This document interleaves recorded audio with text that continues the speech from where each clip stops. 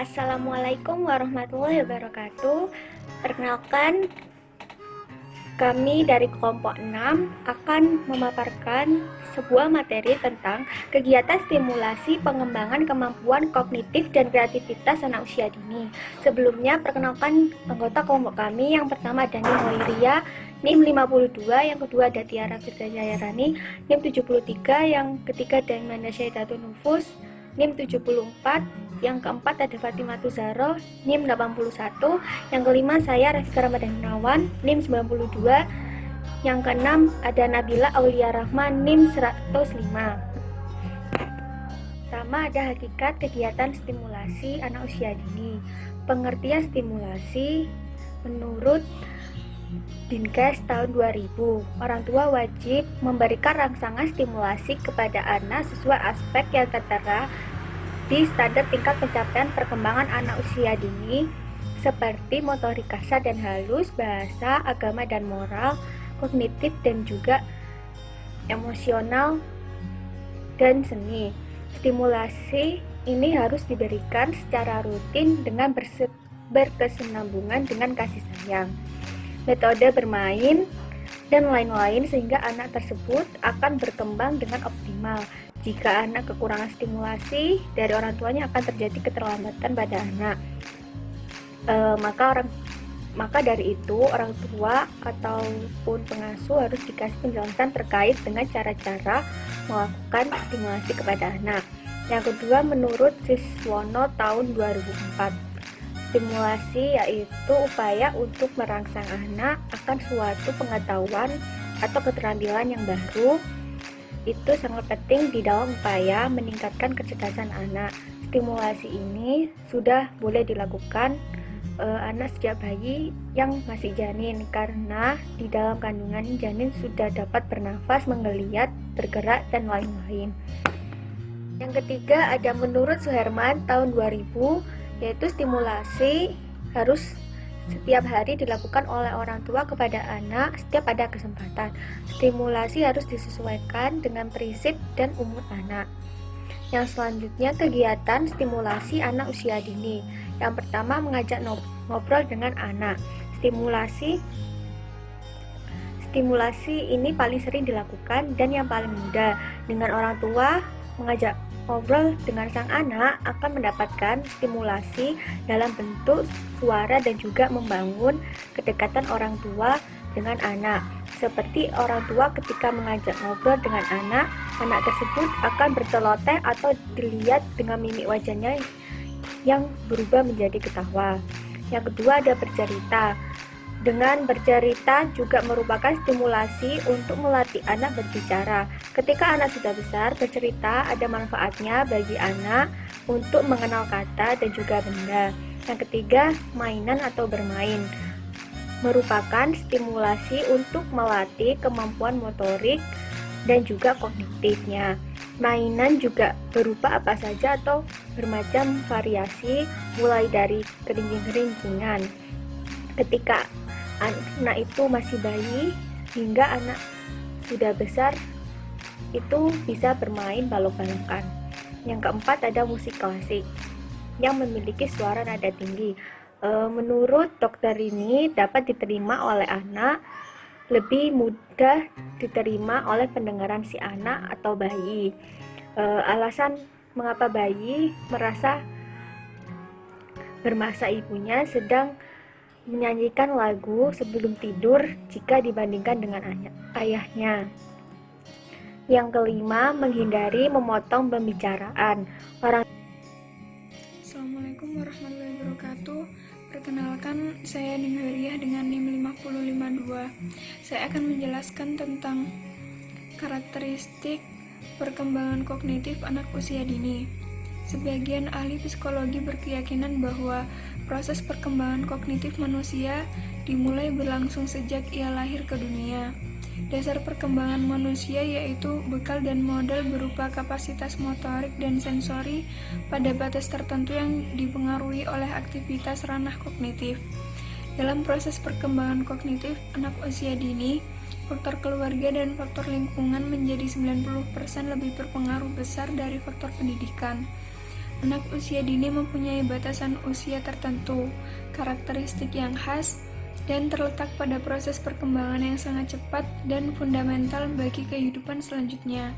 Selama ini, orang dewasa mengartikan anak usia dini sebagai orang dewasa mini, masih polos dan belum bisa berbuat apa-apa karena belum mampu berpikir. Pendapat ini berakibat pada pola perlakuan yang diberikan pada anak, antara lain selalu memperlakukan anak sebagaimana orang dewasa, serta mendidik atau membimbing anak dipaksa meniru pola pikir dan aturan orang dewasa. Namun, seiring dengan berkembangnya ilmu pengetahuan dan banyaknya studi tentang anak usia dini, orang dewasa semakin memahami bahwa anak usia dini bukanlah orang dewasa mini dan berbeda dengan orang dewasa. Selanjutnya, menjelaskan tentang prinsip orang tua dalam menjadi faktor keluarga yang mempengaruhi perkembangan kognitif dan kreativitas anak usia dini. Yang pertama yaitu sebagai modeling, di mana orang tua menjadi sebuah objek atau contoh untuk anak melakukan suatu tindakan atau perilaku. Selanjutnya yaitu sebagai mentoring, di mana orang tua berperan untuk menjalin sebuah hubungan, di mana dalam hubungan tersebut muncullah sebuah kasih sayang, terkandung sebuah rasa kasih sayang yang kemudian mengajarkan anak untuk saling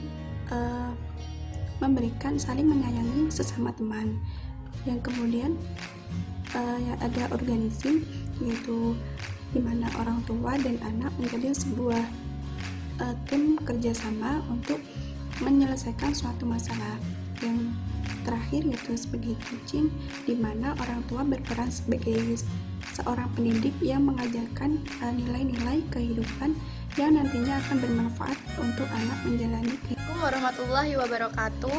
Perkenalkan, nama saya Imanda Syahidatun Nufus, NIM 74. Untuk selanjutnya, saya akan menjelaskan tentang jenis-jenis kegiatan stimulasi atau permainan untuk mengembangkan kemampuan kognitif dan kreativitas anak usia dini. Kegiatan yang paling disukai oleh anak-anak itu adalah kegiatan bermain, karena masa kanak-kanak adalah masanya mereka untuk bermain. Jadi, media pembelajaran dalam bentuk permainan pun sangat diminati dan sangat penting bagi anak untuk menumbuhkan aspek kognitifnya. Maka dari itu, guru dituntut untuk sekreatif mungkin agar anak lebih tertarik oleh permainan yang dibuatnya. Kemudian, setiap sekolah harus memiliki fasilitas untuk mengembangkan kemampuan kognitif anak melalui bermainnya. Nah, berikut adalah macam-macam kegiatan bermain yang untuk mengembangkan kemampuan kognitif anak. Yaitu yang pertama ada membuat menara dari balok kayu yang warna-warni. Sebab warna-warni dari balok kayu itu dapat membantu anak untuk mengenalkan macam-macam warna. Kemudian memberi kesempatan kepada anak untuk menyusun balok itu menjadi menara. Kemudian yang kedua yaitu menyebutkan gambar. Nah, dalam hal ini kenalkan kepada anak macam-macam gambar, seperti contoh gambar hewan. Nah, gambar hewan ini bisa dikenalkan melalui media buku gambar, media cerita, media ataupun kartu kata bergambar. Kemudian, berilah kesempatan kepada anak untuk menyebutkan hewan apa yang sudah diperlihatkan pada gambar tersebut. Untuk yang ketiga yaitu permainan memancing ikan. Nah, pada permainan ini ajaklah anak untuk bermain memancing ikan dan biarkan mereka untuk memancing ikan sepuas mereka. Lalu, setelah mereka udah puas bermain ikan, mintalah kepada mereka untuk menghitung jumlah ikan yang sudah ditangkapnya. Nah, dengan ini kita bisa mengenalkan juga kepada anak dan mengajarkan penambahan dan pengurangan dari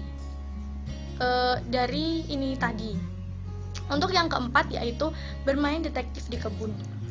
Untuk ini guru harus menyediakan peralatan berkebun seperti contoh cangkul, sekop, selang air, terus penyiram bunga, dan lain sebagainya. Kemudian mulailah bermain dengan cara memberikan petunjuk sedikit demi sedikit kepada anak supaya anak bisa mencari benda-benda yang diminta. Kemudian mintalah kepada anak untuk menghitung jumlah benda yang telah didapatkannya, dan juga mintalah kepada mereka untuk menyebutkan benda apa yang sudah ditemukannya, seperti itu. Dan yang terakhir, yaitu yang kelima, bermain tebak-tebakan. Nah, bermain tebak-tebakan ini maksudnya ajarkan kepada anak untuk bermain tebak-tebakan, seperti memberikan huruf pertama dari benda yang ada di sekitar mereka. Kemudian anak menyebutkan kemungkinan dari kata yang sudah disampaikan itu tadi, seperti itu. Seperti contoh, kita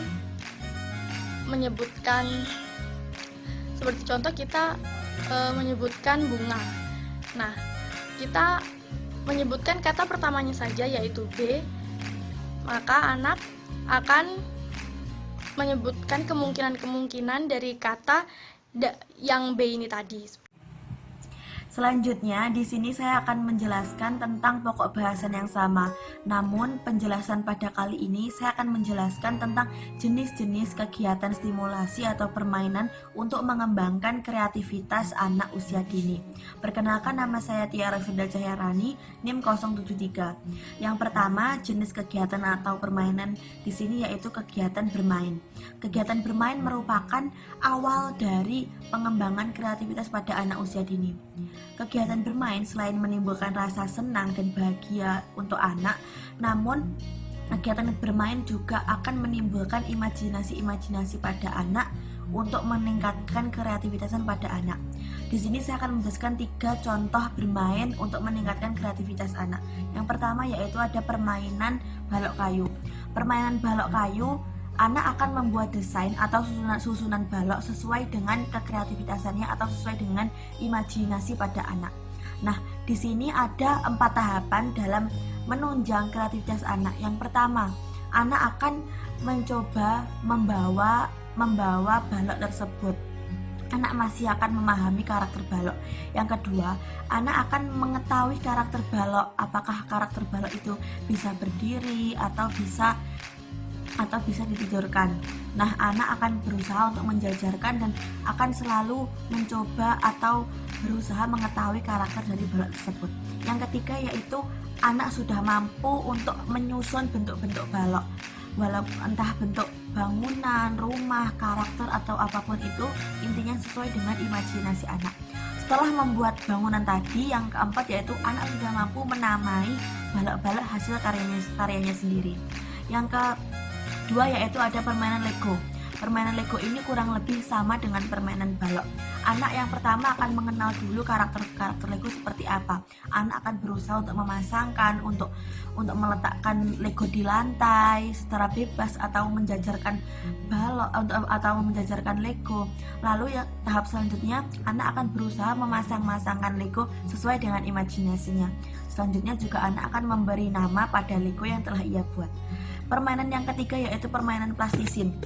Dalam permainan plastisin ini, selain anak mengerjakan sesuatu perintah untuk membuat sesuatu dari plastisin, namun anak juga dapat membuat apapun sesuai imajinasinya dan dituangkan ke dalam plastisin tersebut. Hal ini juga akan sangat mengembangkan kekreativitasan pada anak. Nah, untuk kegiatan yang kedua yaitu melatih kemampuan otak kanan pada anak. Kegiatan ini misalnya yaitu bernyanyi, melukis, menggambar, bercerita. Hal ini karena di sekolah anak dituntut untuk menggunakan otak kiri, yaitu dalam memahami tentang pelajaran. Oleh karena itu, anak juga harus dilatih untuk mengembangkan otak kanan sebagai langkah untuk mengembangkan kreativitasannya. Hal ini akan juga berdampak anak anak tidak hanya memiliki prestasi pada dunia akademik namun juga non-akademik. Yang ketiga yaitu berkreasi setiap hari. Artinya, anak harus dilatih untuk setiap hari atau sesering mungkin menghasilkan sesuatu dari tangannya, sesuatu yang melatih kekreativitasannya. Misalnya yaitu kegiatan meruncing, menggambar, melukis. Intinya dilakukan setiap hari untuk mengembangkan kekreativitasan pada anak. Yang keempat yaitu memberikan anak pengalaman baru. Kita sebagai orang tua atau guru harus sering-sering mengajak anak ke museum, ke tempat rekreasi, ke tempat-tempat wisata. Intinya ketika anak mengunjungi tempat-tempat yang baru, hal itu akan menimbulkan imajinasi pada diri anak. Yang kelima yaitu meningkatkan perbendaharaan kata pada anak. Hal ini bisa dilakukan dengan cara tadi seperti bercerita, bernyanyi, tanya jawab. Lalu anak dilatih untuk menceritakan pengalamannya. Dari hal tersebut, jika anak memiliki perbendaharaan kata yang banyak, maka anak akan mudah dalam memahami sesuatu atau memahami hal apapun. Itu juga akan menunjang kekreativitasan pada anak. Selanjutnya yang terakhir yaitu melatih kemampuan mendengar. Hal ini dilakukan dengan alat loudspeaker atau recorder. Jika anak pendengarannya tidak terganggu, maka otomatis anak akan mudah memahami sesuatu dan hal ini juga akan melatih konsentrasi anak akan belajar berpikir setelahnya. Oleh karena itu penting hal ini untuk dilakukan. Kegiatan yang dilakukan juga misalnya kita mendengarkan nyanyian, mendengarkan cerita-cerita, atau mendengarkan lagu-lagu yang positif dan juga cerita-cerita yang positif kepada anak. Sekian. Di sini saya akan menjelaskan tentang kiat-kiat dalam memilih kegiatan untuk mengembangkan kemampuan kognitif dan kreativitas anak. Nah, intelektual atau kognitif itu merupakan suatu hal yang paling penting pada setiap manusia. Oleh karena itu, sejak dini perlu untuk dikembangkan kemampuan kognitif dan kreativitas tersebut agar berguna untuk kemudian harinya dalam menjalankan kegiatan-kegiatan sehari-hari pada anak. Nah,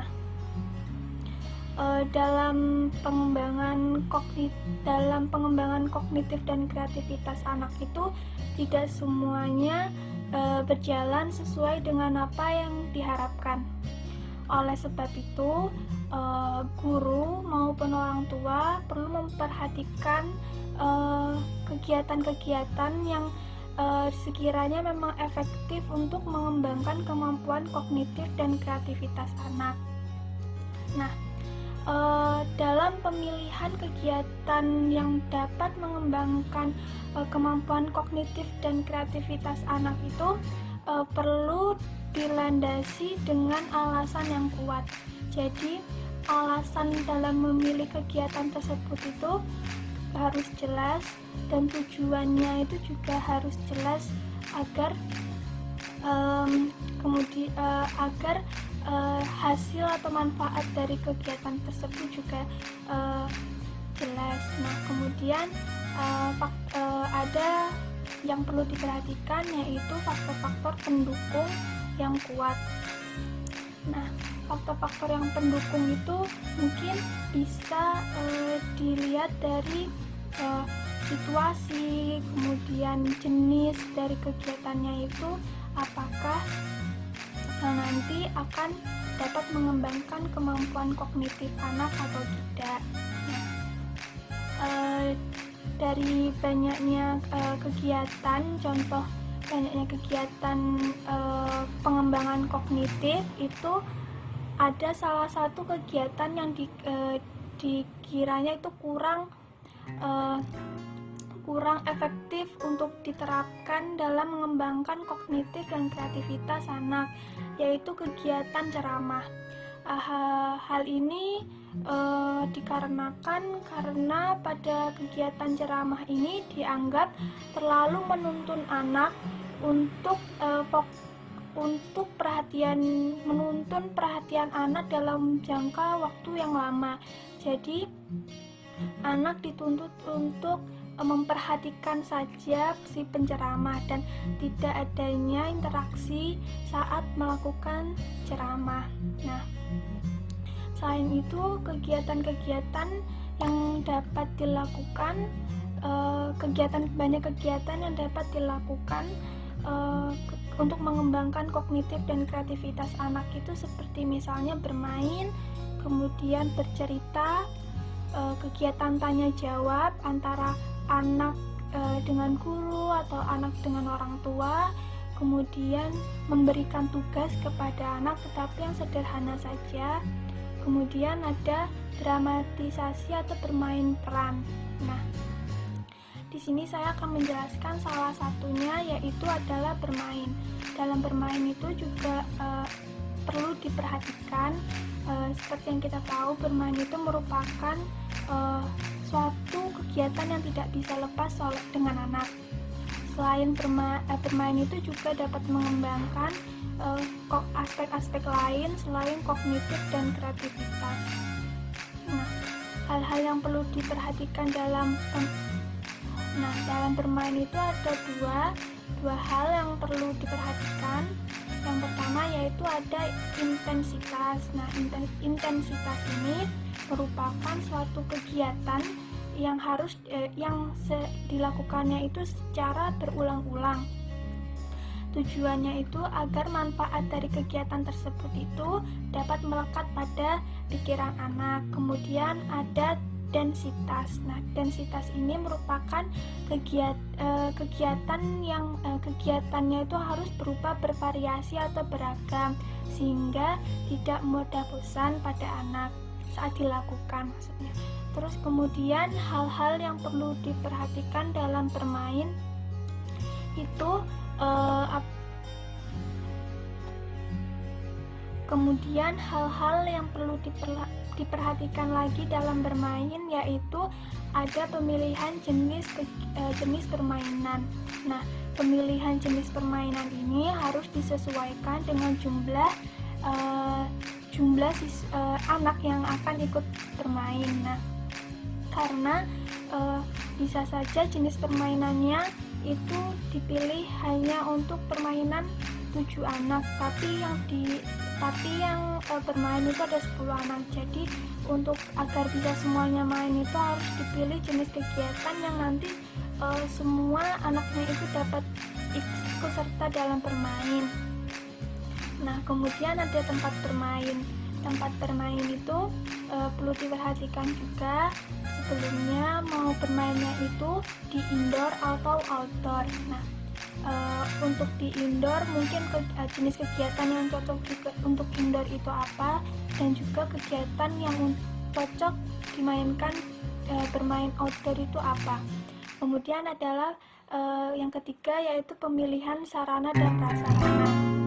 Nah, ini juga perlu diperhatikan, apalagi alat-alat yang digunakan untuk bermain pada anak itu juga harus tidak membahayakan bagi anak. Dan sekian presentasi dari kelompok kami, kurang lebihnya mohon maaf. Wassalamualaikum warahmatullahi wabarakatuh.